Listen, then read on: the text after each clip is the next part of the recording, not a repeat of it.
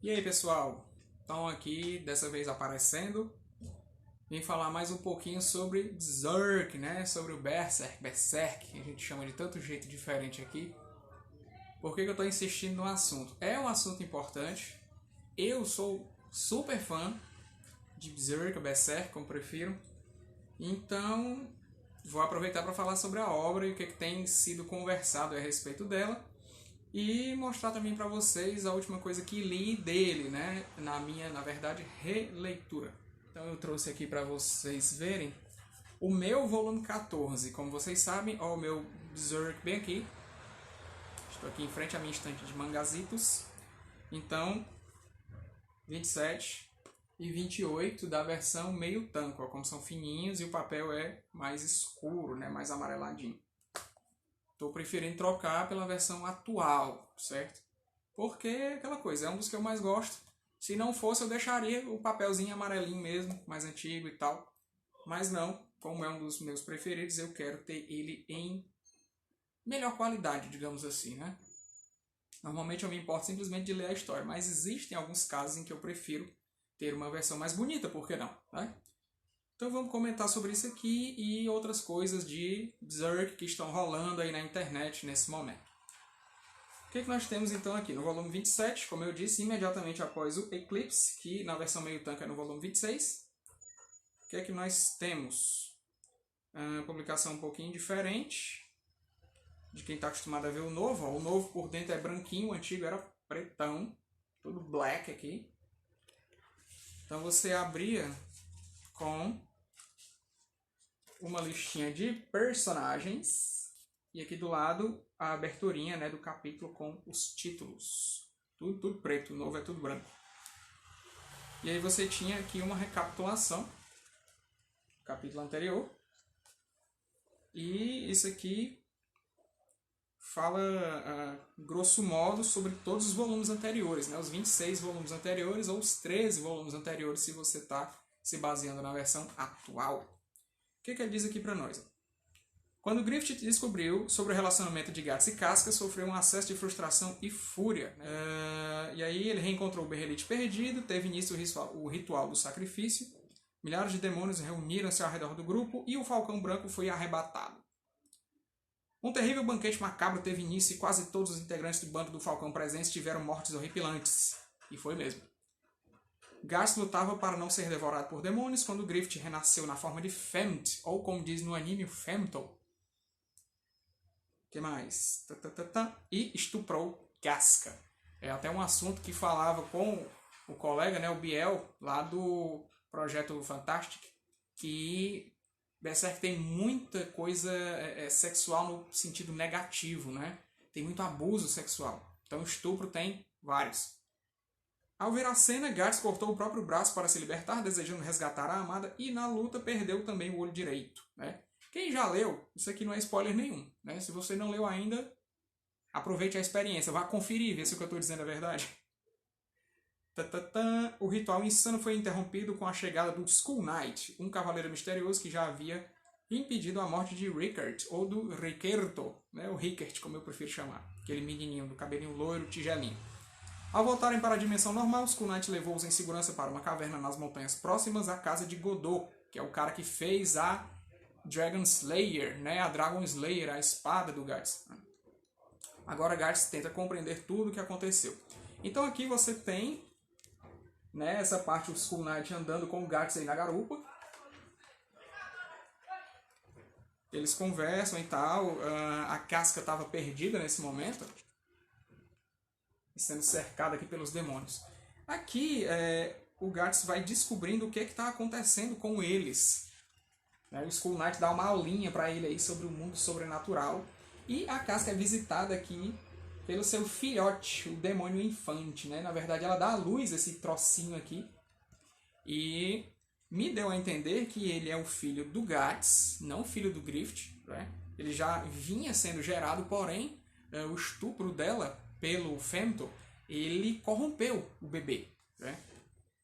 E aí o bebê ficou uma coisa meio sobrenatural, meio lá, meio cá. Né?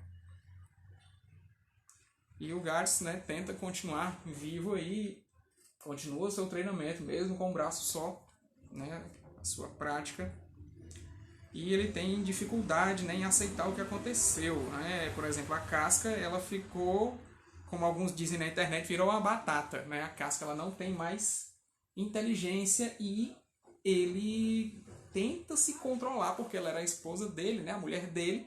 Ele quer fazer amor com ela e tal, mas ela não tá boa, então ele não tem como fazer isso, ele precisa evitar e ela mesma tem medo dele, né? Então aqui o Rickert, né, é o criador aqui do braço explosivo aqui do Gats. Ele montou com umas coisas que já tinha aqui nas ferramentas do Godot, né? Tinha um canhão e tinha um braço mecânico, ele juntou os dois, né? Só que ele não teve tempo de explicar para o Gats o que era aquilo. Eles foram visitados aqui por um apóstolo, né? Esse aqui, cara de bulldog.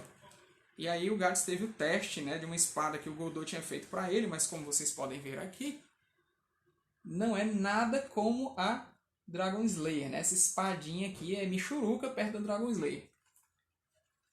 E aí o Gats vai enfrentar o bicho, né, em toda a sua fúria de Berserk, e não consegue, né? A espada é partida, ele procura outra espada para usar e encontra a Dragon Slayer aí parada, né, encostada numa parede, né? E ele diz até para o Godot: ah, você estava escondendo de mim e tal, porque o Godot fez aquela espada a pedido de um rei, parece, e ele achou que nunca seria usada, né? Porque é uma espada monstruosa demais. Porém, quando o Gats a viu, ele quis na hora usar, né, para lutar contra o monstro. Aqui foi a primeira vez que ele usou o braço explosivo. Quase arranca o braço dele mesmo fora, tinha pólvora demais. E aí ele achou a Demon Slayer e deu uma lição aqui no apóstolo. Toma, miserável. Né, as cenas do Berserk, como sempre, né, perfeitas assim, nos mínimos detalhes. Todo o destroço aqui desse demônio, esse capiroto aqui. E ele, né, dá uma dura no Godot. Porra, mano, tu tava escondendo isso aqui de mim, cara. Me dá essa espada, né? Aí depois dessa história você tem esse Berserk Prototype aqui, né? O protótipo do Berserk, que é a primeira versão da história. Aqui o Gats usava um tapa-olho. Um negócio meio estranho. A relação dele com o Puck também é um pouquinho diferente. Tem uma meninazinha aqui que aparece no começo da história, né? Tá até na versão atual do anime, encontra com essa menina. Aí tem o pai dela numa carroça e ele enfrenta os esqueletos, né? Aqui é uma história que tem a ver com isso. Aí tem um conde demônio também, né? Como nas primeiras histórias do mangá tem pelo menos 2 condes demônio, o que vira cobra e o que vira lá uma lesma zona gigante. E aqui tem outro, né? Que é um visual mais óbvio para um demônio, né? O cara tem chifre, né? E tudo aqui meio óbvio esse demônio aqui. Isso, volume 27. Volume 28, a gente retoma então a caminhada do Gats. No volume 14, aí, para quem tem a versão nova, você vai ver aqui o início da peregrinação dele, né? Ele não sabia, mas logo depois do eclipse, teve aqui esse pessoal, né, da Farnécia, que é onde entra a Farnécia, a galera dela, e eles descobriram aqui o lugar onde aconteceu, né, o eclipse, o ritual do sacrifício, né, um mar de sangue e corpos aqui, e eles já estavam em busca do Cavaleiro Negro, né, do Gats. Aí passam-se uns anos, me dá a entender que aqui o Gats tenha 20 anos, certo? Ali eu entendo que no anime, quando ele entra pro bando do Falcão, ele tem 15, passam-se 3 anos na história, ele teria 18, aqui passou-se 2 anos, ele teria uns 20, né? Super jovem aí. Aqui você tem essa meninazinha que foi dispensada na nova animação, né? Você não tem esse momento aqui do mangá que é quando aparece aquele ser sobrenatural na forma de uma espécie de borboleta, né? Uma menina borboleta aí que é a Rosine, que é a amiga dessa menina aqui que é a Jill. Eles fizeram uma adaptação, tem essa cena do Gats aqui enfrentando essa árvore que está possuída aqui pelo capiroto, né? Mas a historinha dela, que aparece ali pelo ritual do eclipse no anime clássico, né? Essa é a Rosine, não tem em nenhuma animação. Parece que esses momentos que são entre sagas, que são histórias pequenas, eles preferiram não adaptar. A história do Wild, que eu já mostrei pra vocês também, né? Tá ali. É, assim, um momento tão massa que eu queria que tivesse animado, né? Infelizmente não foi. E aqui o Gats leva a menina pra vila dela, né? E tal, e enfrenta uma espécie de fadinhas do mal aqui. Até o Puck é confundido com uma dessas fadas e dá maior problema pra ele. Outra coisa que eu queria mostrar pra vocês é daquele desenho que eu postei recentemente lá no Insta, E eu encontrei a versão original do desenho que eu fiz, né, de homenagem aí ao Berserk, desenho de 2010, né. Eu fiz aí pro final do meu curso de desenho, lá no Estudante ao Brandão. E imprimi ele em versão grandona, né. Aqui ele em A3, em toda a sua glória, para vocês, né. A3, um puxezinho fosco, muito bom. O que mais que eu queria falar para vocês sobre o Berserk? O pessoal tá falando sobre possíveis continuações, né. Eu acabei de ver uma notícia de que o autor do Shingeki no Kyojin estaria aí entrando como novo roteirista do Berserk, Eu não sei o mangá, certo? Porque eu não acompanho o Shingeki no Kyojin pelo mangá, eu acompanho pelo anime. E às vezes essas histórias têm diferenças, né? No anime é foda. Eu achei que teve uma baixa ali na terceira temporada. Mas a quarta só falta um episódio pra eu acabar. Eu achei muito boa, achei que o fechamento tá massa. Só falta mesmo o último nó nesse negócio, né, para encerrar. Então, para mim, se o roteiro do anime segue fielmente o mangá, se é canônico, então é um roteiro do caralho. E ele é um super roteirista. Então, assim, o que acontece? Como quadrinista, o Kentaro Miura, muito certamente, ele tinha muita coisa preparada, né? Essa pasta aqui que eu mostrei para vocês com o desenho, para vocês terem uma ideia, eu tenho algumas pastas onde tem planos e planos de histórias em quadrinhos que eu acabo não colocando para vocês verem, mas um dia vocês vão ver.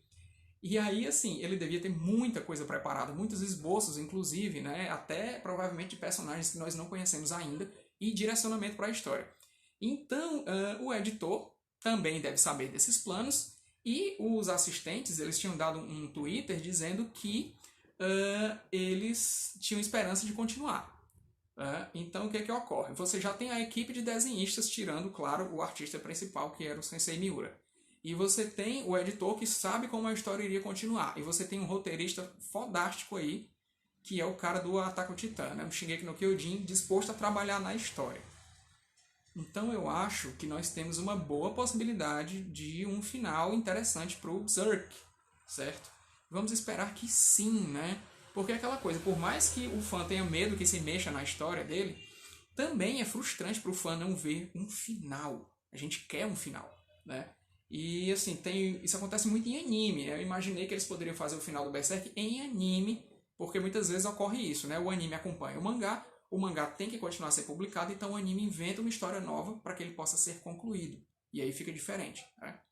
Então, assim, se existe essa proposta da editora de continuar, eu gosto da ideia.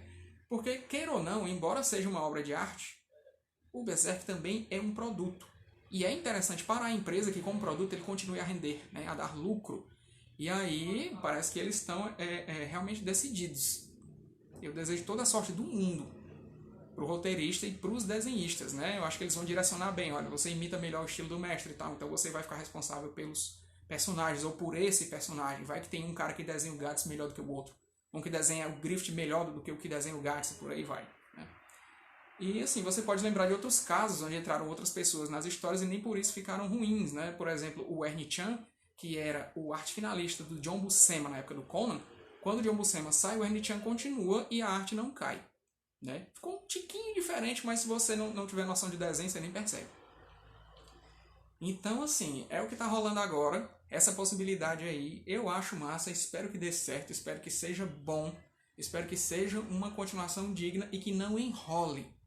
Porque, assim, não dá mais para enrolar. Eles não precisam alongar muito mais. Tem que mostrar aí, possivelmente, uma guerra entre o atual bando do Falcão e a galera do Guts. Vamos ver como é que vai ser essa guerra. E precisa ter o confronto final aí dos personagens, né? Do Guts e do Griffith, que espero também que seja o confronto mais foda do mundo e que o Guts tenha um final feliz. Certo? Vamos lá, galera, torcer pelo melhor. Até mais.